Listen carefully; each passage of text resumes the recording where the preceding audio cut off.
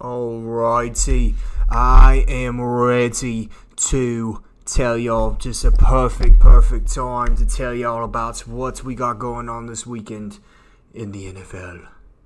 First off, go OKC Thunder. Go OKC Thunder. First game of the year tonight, dude. I'm so happy that the NBA season's back on. Oh, man, I'm fucking pumped to watch this game tonight. A little bit in trouble. Don't really have a lot of big men tonight, but whatever. We're just going to fight through it. Anyways. First off.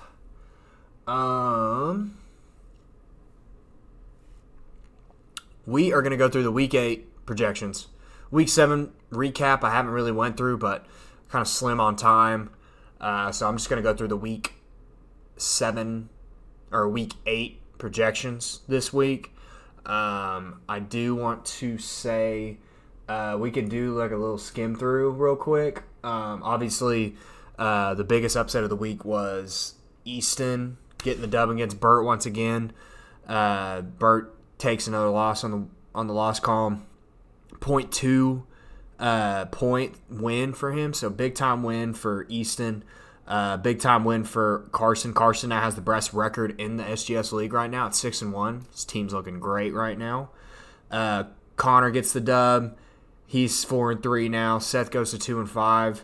Kyle is now 1-6. Got his first dub of the year. Congratulations, Kyle. I know you needed that desperately, but big time win for him. Bryce goes to 3-4. Jack's 2-5. Andy goes to 5-2. And then Tuck goes to 1-6. Chance is now 6-1, tied for the best record in SGS League right now. But Carson obviously has the upper hand because he has scored more points than Chance has so far this season. So Carson is overall the best 6-1 team, or just the best team in fantasy football overall from a record perspective right now. So that's a little tiebreaker for you. But yeah, let's go into these Week 8 projections, man. I'm excited. Got to start off with Chance and Carson. The first matchup of the week, Battle of the 6-1s. This is definitely the matchup of the week, no doubt. Expecting it to be a shootout. Carson's team has been absolutely unreal this year. I mean, Lamar Jackson is putting up an absolute absurd fantasy year. Just dropping 30 and 40 points on a weekly basis. Kenneth Walker has been one of the sleeper best running backs in the league this year when he's healthy. I mean, look at these points he's put up. 17, 31, 11, 16, 22. I mean, the guy is an absolute stud. He's going to continue to perform well. But you can't forget about Chuba Hubbard, too. Chuba Hubbard has came in since Week 3, Chuba Hubbard has been dominating. 25, 20, 15, 12, 11. Still kind of hearing back to see if Jonathan Brooks is going to be back or not. We're still kind of waiting for that. Otherwise, if he does come back, then Chuba Hubbard's a little bit more of a risky pick to put in, but I do think it'll be a split backfield.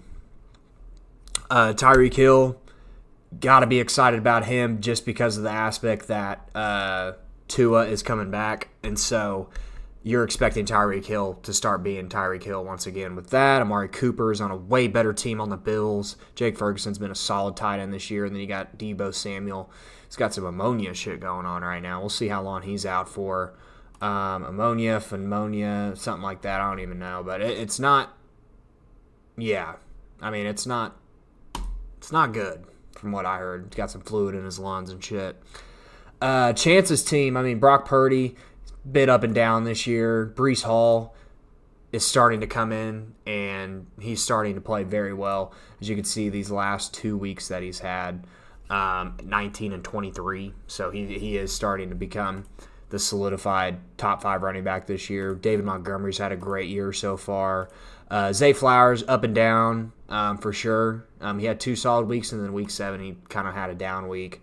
Jordan Addison, I mean, he's been kind of hurt, but he had that one breakout game. He hasn't had anything else ever since.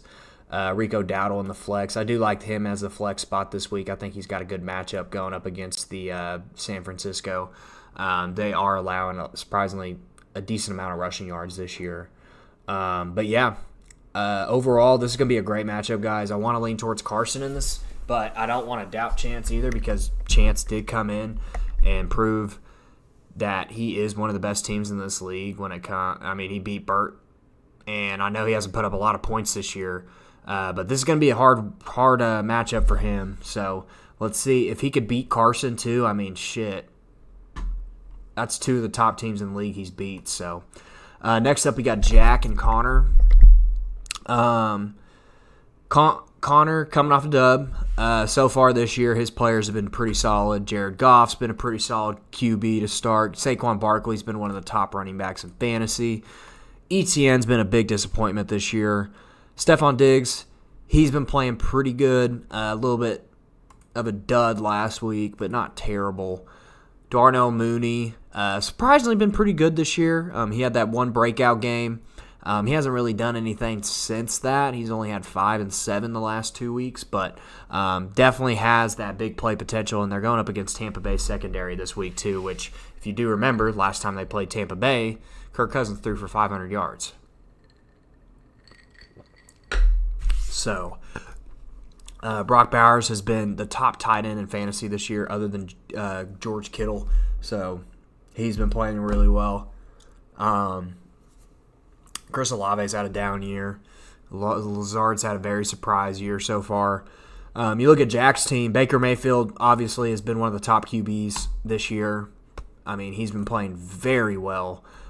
These numbers are just absurd. Even against Baltimore, he had 34 points. So, I mean, the guy is playing out of his mind this year.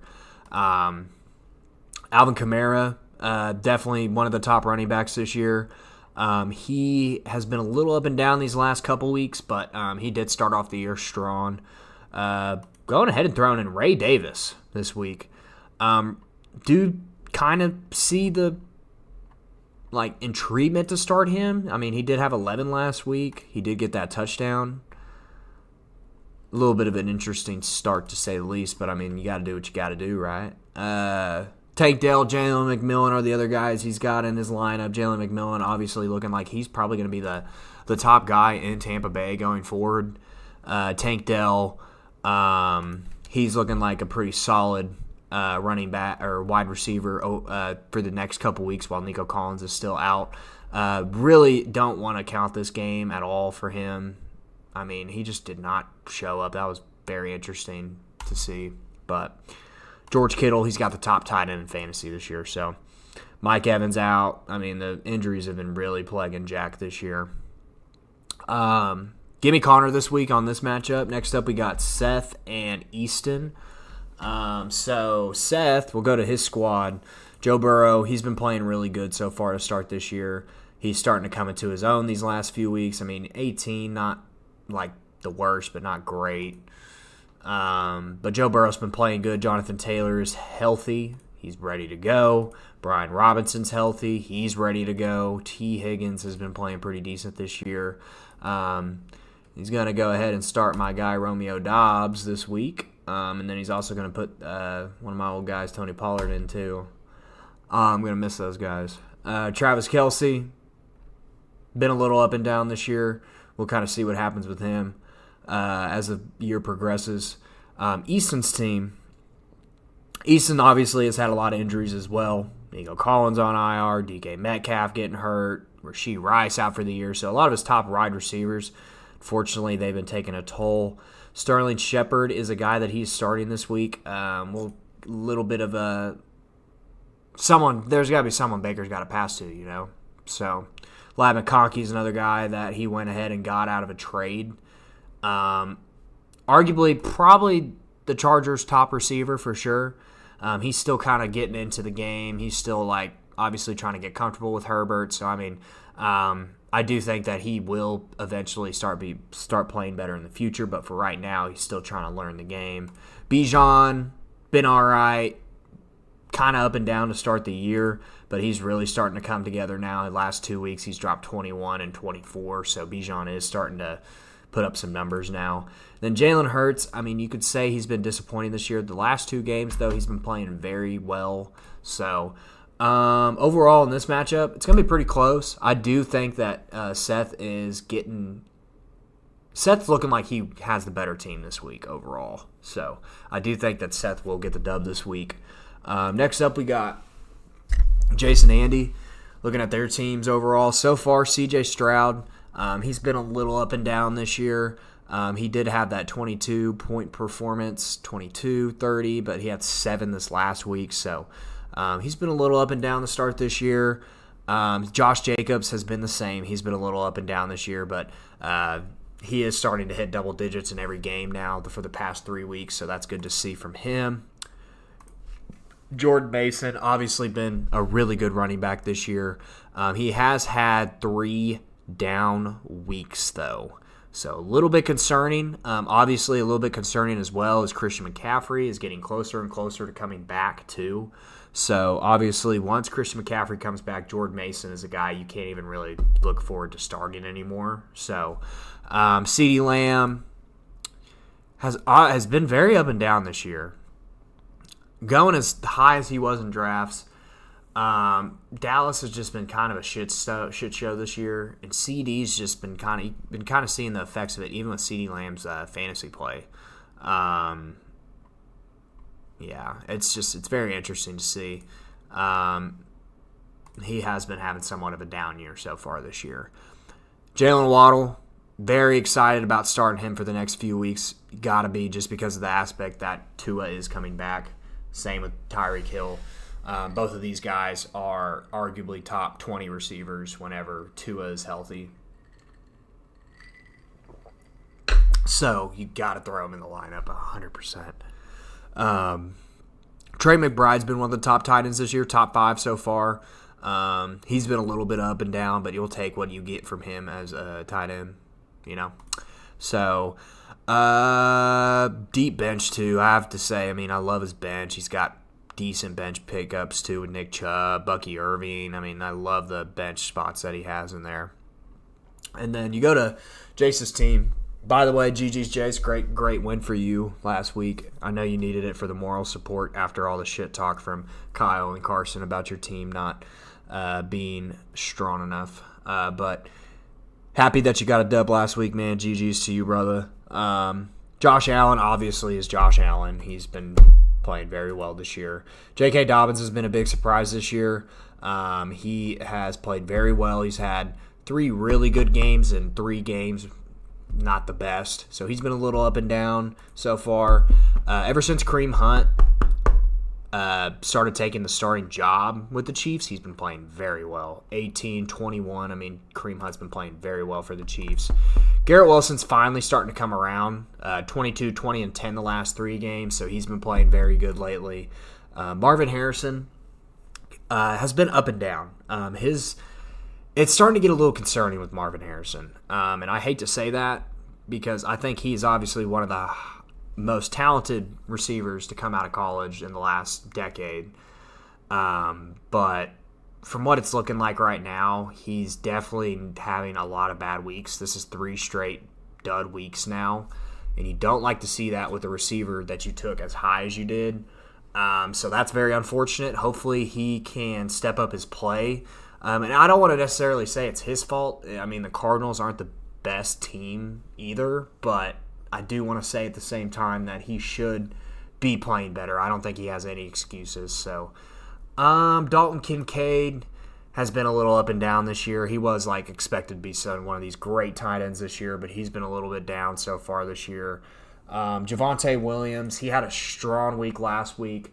You expect him to continue to get the bulk of the work in Denver. You would think he's the top guy, but for some reason they do like to use McLaughlin. They do like to use what's the other dude's name? Estime, I think is how you say it, or something like that.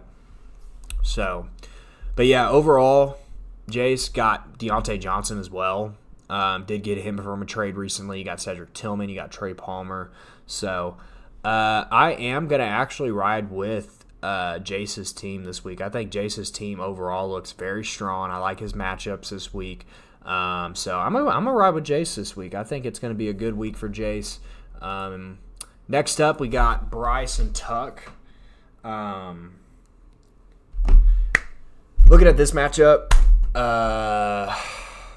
I mean, Tuck's desperately need to win. He needs a win bad.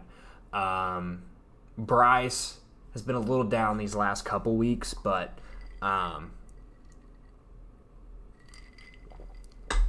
everything should be okay, Bryce. I think that you do have a huge boost coming for you just because Devon Achane with Tua back, he's going to be playing a lot better. I mean, obviously, he's been playing horrible ever since Tua got hurt. But now that Tua is going to be back, you got to love playing him this week. I mean, he's projected almost 16 points this week. So, I mean, you got to be excited to see Devon Achane this week, especially against Arizona. Kyler Murray has been a little up and down this year, but I will say that he has that rushing upside, so I think he's going to continue to play very well this year. Aaron Jones has been one of those big surprises this year. 19, he had 5, but only because he got hurt in that game. Yeah, he got hurt in that game. But, I mean, Aaron Jones has been playing very well this year. A.J. Brown, since he's came back, he's dropped 20 and 17. So, I mean, he's obviously been playing very well. Jackson Smith-Njigba's a little up and down. He's been more down than up this year. Just there's a lot of mouths to feed in Seattle. I mean, Lockett has such a big role there, and so does DK. But if there's no DK this week, Jackson Smith-Njigba is 100% a must start. DJ Moore has been a little bit up and down this year too. More down than up for him as well. Bench looks okay. Calvin Ridley's been very disappointing this year. Wan'Dale Robinson, surprisingly, has been honestly very consistent this year for what you get from him. And then pretty much that's about it for those guys. You do have TJ Hawkinson coming back too, which that's going to be pretty exciting. I don't know if he's coming back. I don't think. Yeah, he's out for this game. It looks like. Yeah, he's out for this game, but it looks like he could be back next week. So we'll see about that. And then we'll look at Tuck guys real quick. Patrick Mahomes, arguably might be one of the biggest busts of the year so far. A lot of people have been talking about Mahomes becoming droppable at this point, and it just kind of surprises me. I mean, with how high he goes, he's obviously a top 5 QB in every fantasy football, top 3 QB in every fantasy football draft every year, pretty much.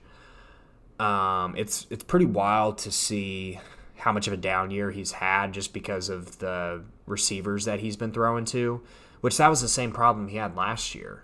But no Rashee Rice has been huge, been substantial. It's going to be interesting to see how DeAndre Hopkins fits into this offense. I am very intrigued to see this. Hopkins could become easily the number 1 target in this offense, I think, just because there really is no clear-cut number 1 right now. So we'll kind of see how D-Hop fits into this offense. And obviously D-Hop is getting older. He's 32, but I do think that he still has some I still think that he has at least 1 or 2 more good years under him until he's probably going to be fully retired. So, Kyren Williams, I will say, Tuck, that is one of the big sparks you've had this year. Kyren Williams has been an absolute monster this year. Najee Harris has actually been pretty good, especially the last 2 weeks. He's been very strong. So, you love to see that with Najee Harris. Devontae Smith, I mean, obviously had the injury and was out, but dud week last week. But Devontae Smith is still a must-start guy every week in my mind. Xavier Worthy has been up and down too this year, but I do like Xavier Worthy for the long run. I do think that he will have a lot of potential going into the future, so I think you definitely keep the guy. Kyle Pitts has been a pretty decent tight end this year. He's had some better weeks overall the last 3 weeks, so you'd love to see that with that guy. But hey, you do have D-Hop, Tuck. You do have D-Hop, and you got Pacheco, and he'll be back in a couple weeks, I believe. So you got some good things coming for you, Tuck. I'm going with Bryce this week. Kyle's projected to win this week. From what it looks like, I'm very intrigued to see if, do you start Cup before the game starts, Bert? Could. I mean, Bert's team's unreal. I mean, I don't want to like glaze too hard, but it really is. His team is crazy. You got Derrick Henry and Jahmyr Gibbs. Derrick Henry is the number one running back so far in fantasy this year. Just been an absolute monster. When you were expecting him to have a down year, not at all. Jahmyr Gibbs is still the fifth best running back in the league right now, fantasy football-wise. The dude is playing out of his mind, too. Jaden Daniels has been one of the biggest surprises this year. Top 5 QB so far. Malik Neighbors has been playing out of his mind, too. I mean, he had a little bit of a down week last week, but, dude, Malik Neighbors has been playing very well so far to start this year. Jaden Reed's been playing great to start this year. I mean, there's no one on your team that I'm like, other than maybe Pat Freiermuth, that I'm just like, but that's tight end. I mean, tight ends have just not been good this year. But Brian Thomas has been fucking amazing, too. Brian Thomas has been an absolute monster this year, too. I mean, Cooper Kupp and George Pickens had his first big game of the year last week, and I think that it's just going to keep going up for him with Russell Wilson under center. I mean, you can't be nothing but excited about your teams on a week-to-week basis, Bert, no doubt. But if Jaden Daniels doesn't play, you're going to have to go get a QB this week. So that would honestly hurt. I think that's the reason why, that you're projected to lose is because Jaden Daniels' projected points are not in. But yeah, Kyle, Bert has lost 2 straight, and you've won 1 straight, Kyle. You've got to win in your win column now. And I mean, you got James Conner, who has been very consistent this year. That's the thing you're going to get with James Conner. He's a very consistent back. I mean, he's had 2 bad games, but other than that, every other game's been very consistent, over 15 points a game almost. Ramondre Stevenson has been very inconsistent this year. Bad offense. The offense is getting better, so you do have a little bit of optimism going into the future. But also, they are playing like JaMychal Hasty. They're playing Antonio Gibson some. I mean, it's almost like it's turned into a committee at this point. So I'm not really too sure how I feel about Ramondre Stevenson going into the future. Geno Smith, surprisingly, has been pretty good this year. He's been putting up some pretty decent numbers at QB. Obviously, Justin Jefferson is Justin Jefferson. He's going to be a monster. He's been very consistent so far this year. Terry McLaurin has been really good ever since their team started catching fire. The first 2 weeks, we were obviously worried about Terry McLaurin, and we were like, is he even going to be good? But, I mean, look at these last 5 weeks for him. 18, 14, 11, 20, and 12. I mean, he's been putting up some really good numbers as of lately. Mark Andrews is finally coming into light. Back-to-back good games with touchdowns, multiple touchdowns in Week 7. Mark Andrews is actually starting to come alive. For what people drafted him for, he's actually starting to look like Mark Andrews. And then Keon Coleman, obviously you picked him up off waivers this week. He had that big week last week. I am kind of high on him. I do think that he'll still be a pretty decent rookie for the Buffalo Bills coming into the future. But with Amari Cooper there, it definitely kind of worries me a little bit that his usage will go down. So bench is okay. Jacoby Myers is kind of intriguing because I think he might end up being the top wide receiver with the Raiders overall. But, I mean, he's going to be in the same situation as Cortland Sutton, which a guy I have is you're going to be the top guy in an offense, but your offense isn't good. So it's kind of sketchy to start you every week. So I'm gonna go with Bert this week, but I do want Kyle to win. Please, Kyle, just get the dub. You know what? I'm going for Kyle. Kyle, get the dub this week. I believe in you, man. Last matchup of the week is me and Dylan. Obviously for Dylan's team, Anthony Richardson has been very disappointing this year. Obviously, the first game of the year, you were like, holy shit, this is why Anthony Richardson got drafted as high as he was. I mean, he was being one of the top drafted QBs so far this year. But he has been very inconsistent. He's been playing, honestly, I would say more inconsistent lately. Just not a lot of expectations with him going into the future right now.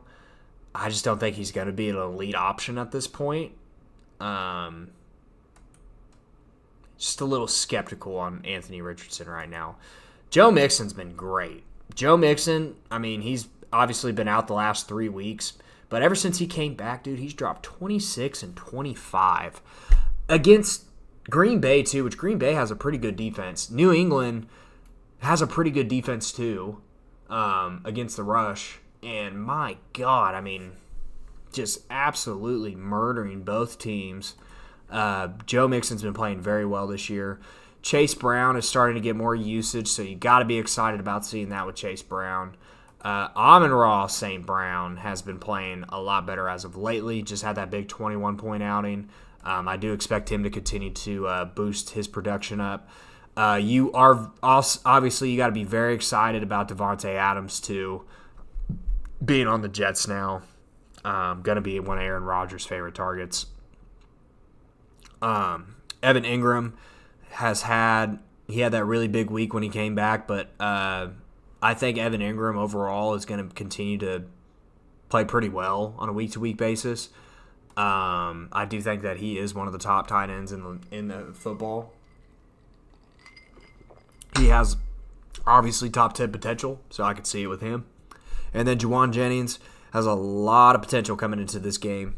He hasn't been practicing, so there is a chance that he doesn't play.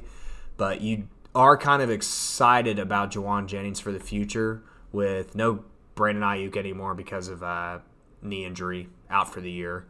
And then Deebo Samuel, who knows how long he's going to be out with this with his illness.